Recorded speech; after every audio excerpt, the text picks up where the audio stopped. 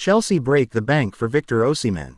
In a shocking turn of events, Chelsea is preparing to submit a whopping €130 million bid to Napoli for the services of Victor Osimhen.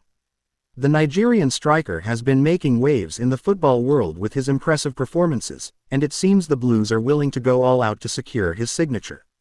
According to sources close to the negotiation, talks between Chelsea and Napoli are progressing well, with the Italian club ready to accept the offer. This would be a significant coup for Chelsea, who have been searching for a top-tier striker to lead their attack. Osimhen's impressive skills and goal-scoring prowess have made him a hot commodity in the transfer market. Napoli, who signed him in 2020, are aware of his value and are holding out for a substantial offer. Chelsea's willingness to meet his €130 million release clause suggests they are serious about bringing him to Stamford Bridge. Arsenal, who have also been linked to Osimhen, are monitoring the situation but have yet to make a bid. It remains to be seen if they will enter the fray, but for now, Chelsea appears to be in the driver's seat. The potential transfer would be a significant statement of intent from Chelsea, who are looking to bolster their squad after a disappointing season. With Osimhen leading the line, they would be a force to be reckoned with in the Premier League. Stay tuned for further updates on this developing story.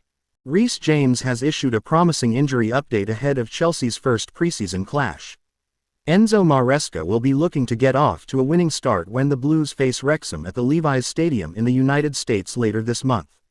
The Blues captain will also be hoping to finally return to action following an injury-ridden campaign. James suffered a hamstring problem at the start of last season, missing 7 of Chelsea's opening 8 games. The 24-year-old defender was eventually reintroduced towards the end of October, captaining his side to a 4-1 win over Tottenham Hotspur and a 4-4 draw against Manchester City. Then, in December, James suffered a reoccurrence of his ongoing muscle issue. He eventually opted for surgery, hoping to cure himself of any more hamstring difficulties. After a few more months on the sidelines, the England international made his return towards the end of the season and provided a match-winning assist against Nottingham Forest.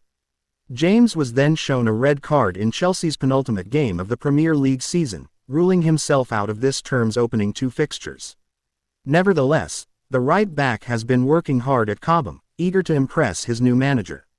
Ahead of the Blues' first preseason clash next week, James posted a message on his Instagram story. Alongside a picture of himself in training, he wrote, "Step by step, day by day."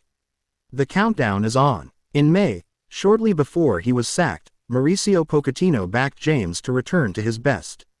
The former Chelsea boss said, "It has obviously been a very difficult season for Reece, but now we need to help him move on, to accept the punishment that for sure will be there.